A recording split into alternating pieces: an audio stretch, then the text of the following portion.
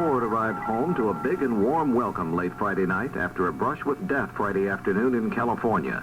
This is Doug Poling reporting on the CBS Radio Network. Air Force One touched down just about an hour ago at Andrews Air Force Base in Maryland. President Ford got a big welcome as he returned home unharmed following an attempt to shoot him in Sacramento. Hal Walker has a report. Mrs. Ford, sons Steve and Jack, and several dozen White House staff members and their families were all on hand to welcome the president home to the White House. Mrs. Ford planted a big kiss on her husband as he stepped from the helicopter on the White House South Lawn. The boys hugged their father. The president expressed some surprise at the size of the crowd. 2 hand-scrawled signs told their sentiments.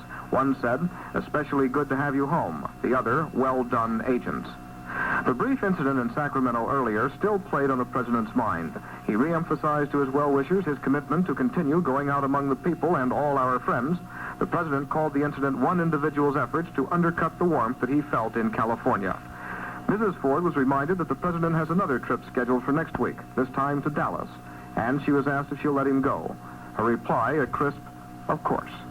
Hal Walker, CBS News, Washington. The incident occurred as President Ford was walking to the California State Legislature in Sacramento. Suddenly, a woman with a gun emerged in the crowd. Her hand was grabbed by a Secret Service agent who wrestled her to the ground. The loaded .45 automatic did not go off. Arrested was 26-year-old Lynette Fromm, a member of the Charles Manson family. Manson, the cult leader, serving a life sentence for the Sharon Tate murders. Ms. Fromm has been arraigned on $1 million bail. 2 other female followers of Manson were later picked up in Sacramento, questioned, and released. Authorities at San Quentin Prison in California say Manson expressed surprise when he learned of the incident. More news in a moment. I'm Ralph Howard. Now, CBS covers the world at 10. CBS News. President Ford is described as relaxed aboard Air Force One, flying back to Washington after another apparent attempt to shoot him. This is Doug Poling reporting on the CBS Radio Network. The president is due to arrive back in Washington about an hour and a half from now. It was only about 3.5 hours ago as he was leaving a hotel in San Francisco when a gun went off. The president quickly crouched down and was escorted into a limousine. He was not hurt.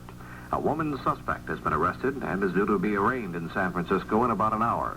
More on the suspect from Robert Pierpoint in San Francisco. The woman involved in the latest attempt to assassinate President Ford, 45-year-old Sarah Jean Moore, was actually interviewed on Sunday by both the San Francisco police and the Secret Service. Not only that, but a gun was taken from Moore and then she was released.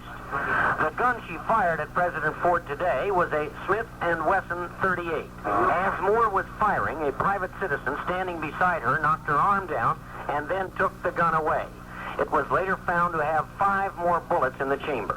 Meantime, 2 Secret Service agents who had heard the shot, Ron Pontius and Robert Coy, pushed President Ford to his knees on the opposite side of the limousine from the assailant, opened the limousine door while protecting the president with their bodies and shoved him inside.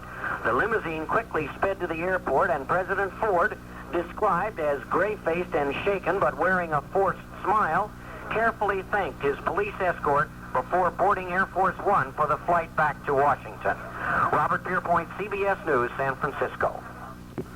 This is Doug Poling, CBS News. And good evening. This is Ralph Howard sitting in for the vacationing Bob Glenn. Some light rain in Midtown Manhattan, 63 degrees. Coming up for the rest of the night, thickening cloudiness with rain.